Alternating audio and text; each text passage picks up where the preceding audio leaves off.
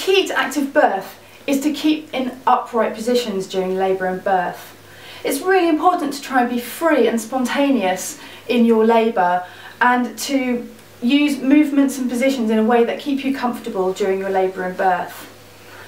It's important to be led by your body and your instincts and not be embarrassed and feel that you can't do something just because you feel that you're not allowed to do it.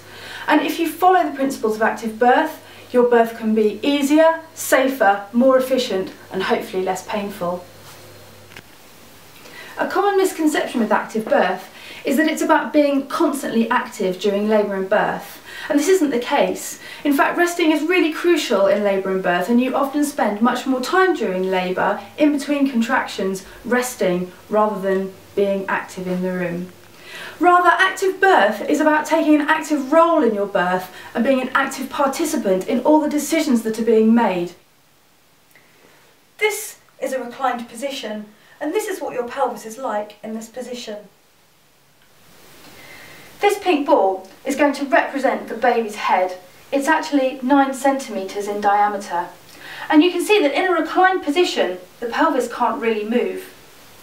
And as the ball goes through, it's going to make it, but as you can see, I'm having to push it through.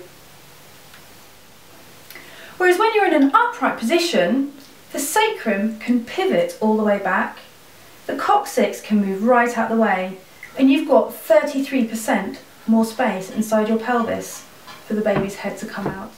Babies don't really fall out like that though. Janet Balaskas calls this the stranded beetle position. This is definitely a position of submission, and I have to say that when you're 9 months pregnant, it's virtually impossible to get in any other position from this position without a significant degree of help, particularly when you're in labour. This is an upright position. This is an upright position. This is upright too. Active birth can be used both by the mum in labour and birth, but also by the birth partner. It's about being educated in what's happening in your body and what might happen in any scenario.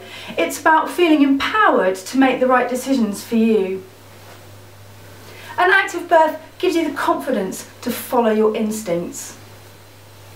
You need to be able to make the right decision for you and your birth partner and your baby at any time during your labour and birth, and be happy with that decision and come away having had a positive experience.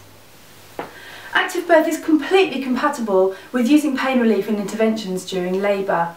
Did you know that in 2011 and 2012 in the UK, over 50% of births had some form of intervention or assistance?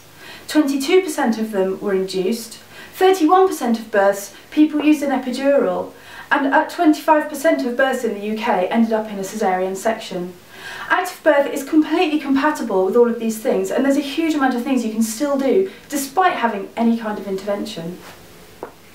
Labour and birth is completely unique for every person and every baby, and everybody copes in completely different ways. Using pain relief and interventions is not a failure in terms of active birth, and we hope in the workshops to give you a massive toolkit of all kinds of emotional and physical coping strategies to help you get through labour and birth in whatever way works for you. Birthzang's philosophy is to give you the ability to approach your labour and birth with confidence, to be armed with different tools to enhance your labour, to cope with whatever happens and to enjoy a positive birth experience.